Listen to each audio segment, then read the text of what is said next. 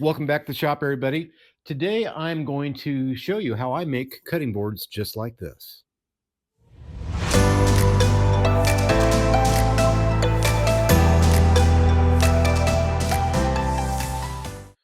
So there's a lot of videos on YouTube on how to make beautiful cutting boards like this.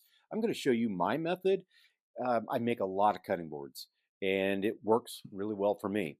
So perfect timing. I had a customer order a cutting board through my Etsy store, and it's one that I normally don't stock. In fact, I've only sold a couple of this particular style.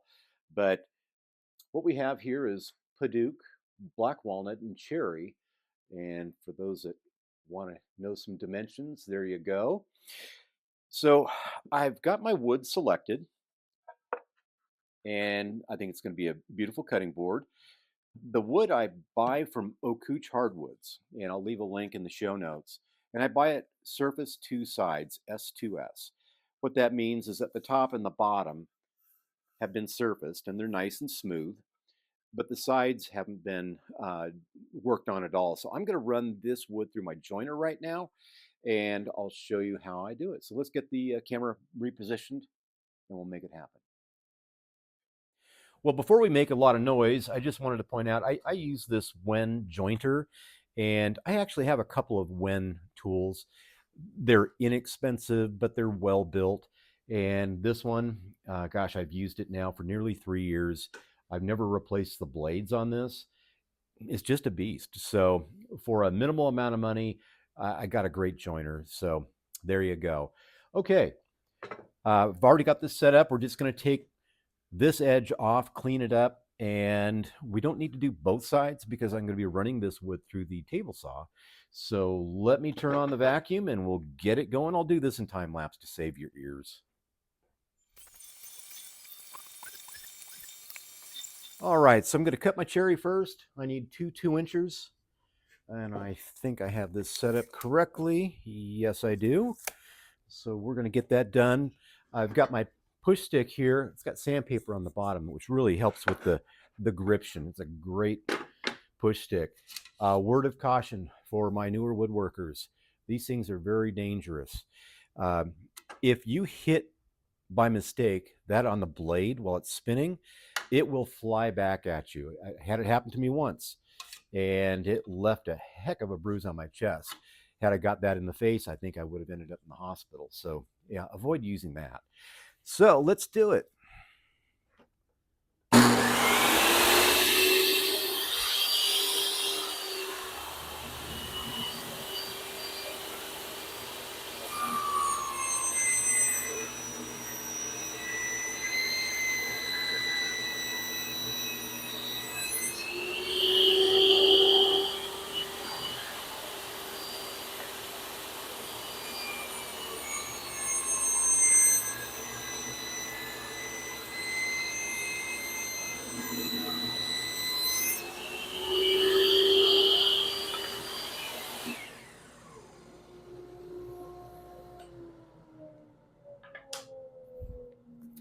Okay, so off camera, I'm going to go ahead and cut the rest of this wood. You get an idea how I did that. It's nice, clean edges, so we're going to be good to go and move forward. Well, I've got everything cut, and what I did is I broke out my flat piece of wood. I mean, it's perfectly flat, so I want a flat surface to be able to double check my work and make sure that everything, all my cuts look good and clean. I don't have any chips. Some woods, Purple Heart, for instance, it's kind of notorious. It's got some tension built into it. When you cut that wood into thin strips, oftentimes it'll bow. Sometimes it'll bow so bad that you can't run it through the jointer again and make it work. But this all looks really quite good. So my next step, I've got this all straight on the bottom, and I'm just going to run a mark all the way across. So that's for when I do my glue up. I want to line up my lines because I know this fit works perfect. So let's get this set up and glued. And what it does is that it presses down on the wood as well as compresses it this way. They're a little finicky. And the more you use it, the better off. Otherwise, you're probably swearing a little bit. But I'm going to go ahead and glue this up in time lapse. But I am using Titebond 3, and that is a waterproof glue, and it's also food safe when dry.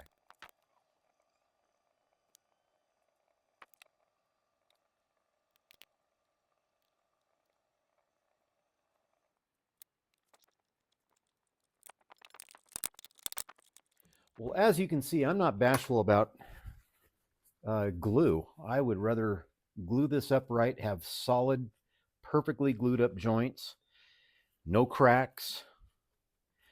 And schools of thought here, you can either wait about an hour and use a scraper and clean off this semi-hardened glue, or you can wipe it down like this right when it's done.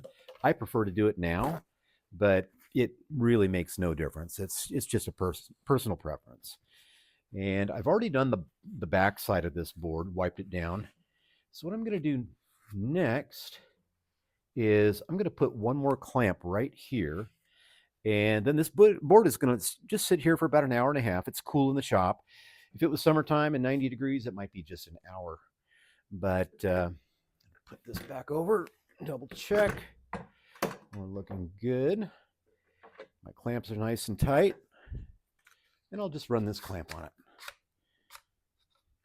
So in about an hour and a half, as I said, we're going to go ahead and pull this out of the clamps and see how it looks. Well, that cutting board is still in the clamps and it's not dry yet. It won't be dry until tomorrow, but I wanted to move forward with this video. So what I'm going to do is use this board that's been cut and glued and it's perfectly dry. And what we're going to do is determine which side is the flat side.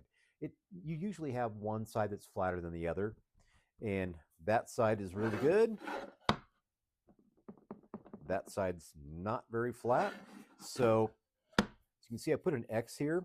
That's going to go up in my drum sander, and we're going to make this perfectly flat and then flip this and sand it. So let's go over to the drum sander right now and make it happen.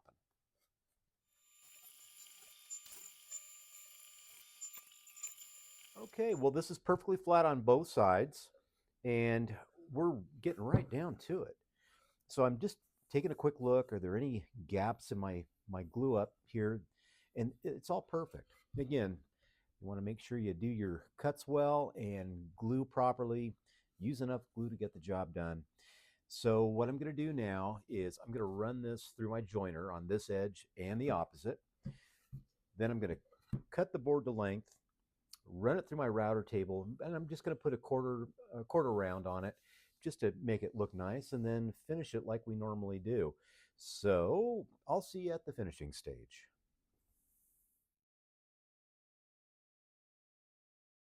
Well, this worked out really nice. I like the round over. It's going to be super sharp. So now it's time to sand. And when we ran it through the drum sander, we went at 120 grit there. I'm going to start with my newly repaired Festool at 120. We're going to go to 180, and then I'm going to water pop it. And what that means is I'm going to use a spray bottle like this, wet down the wood, wipe off any of the excess, let it dry naturally. I use a fan actually to speed things along, but let it dry completely. And then if you feel the grain, it's super funky. You've raised some of the grain, and you want to get that sanded off. So we'll go back with 220 grit and sand it down, make it feel really nice, and then do our traditional finish with all my secret weapons, the board butter, the abrasive paste, and the carnauba wax. So no need for you to watch me sand this, but I will bring you back when I'm ready to do the three-part finish. Well, this board is pretty. So what I'm going to do now is my first step, and that's my board butter. And I sell that through my Etsy store. It's very inexpensive. It works like crazy, and I'm going to show you exactly how amazing it is. It protects the wood, seals the wood, makes it look beautiful. All right. Isn't that something? So I just swirl it around, and what I'm going to do is apply a pretty hefty coat. I'm not bashful with this stuff. I want it to soak into the pores of the wood, the grain. There you go. And I'm going to come back in about 20 minutes and wipe off any excess. Then we're going to go to our next step, which we're going to actually polish this wood. That sounds kind of crazy, but that's what we're going to do, and I'll show you exactly how I do it. All right, I've wiped off the excess board butter. It's gorgeous. We could stop right here, but I want to do a little bit more. I'm going to use Skylar Ewing's abrasive paste and her Carnauba wood finish and polish. And in the show notes, I have a link to this stuff, and it's got a discount code for you. So what I'm going to do is just apply a little. It doesn't take a lot. You can hear how it kind of sounds abrasive. Well, what happens is it's got, excuse me, a little bit of grit in there, and that grit is going to break down as I use my angle drill with a buffing attachment. So check it out.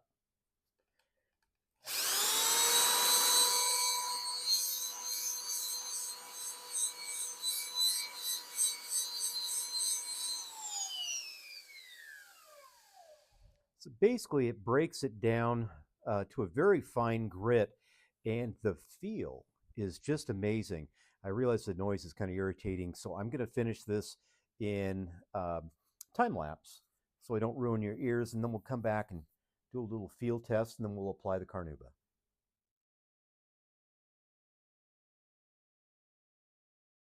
Okay, we're going to wipe off any excess, and then we're going to go to our next step, which is applying that Carnauba wax. I can tell you that abrasive paste just does a number. It makes this wood feel so buttery, soft, and smooth. It really sets your work apart from anybody else's. And in a competitive market, that's what you need to do. Okay, so here is the Carnauba. Isn't that beautiful? Lovely color. I'm going to take a different cloth and just apply a little bit. It doesn't take a lot of Carnauba. The pad smears it around nicely, and I will change the pad from my abrasive paste to this one, which is just used exclusively for my Carnauba.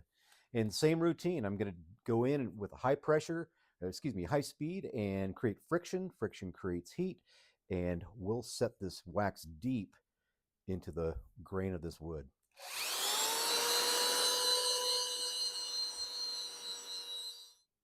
Well, this project turned out beautifully.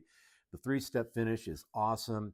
You saw how I did my cuts, my joinery, to make sure that I have perfect glue ups, using the clamps, using the glue properly, and someone is going to absolutely love getting this. It's fantastic. Okay, do me a favor, please.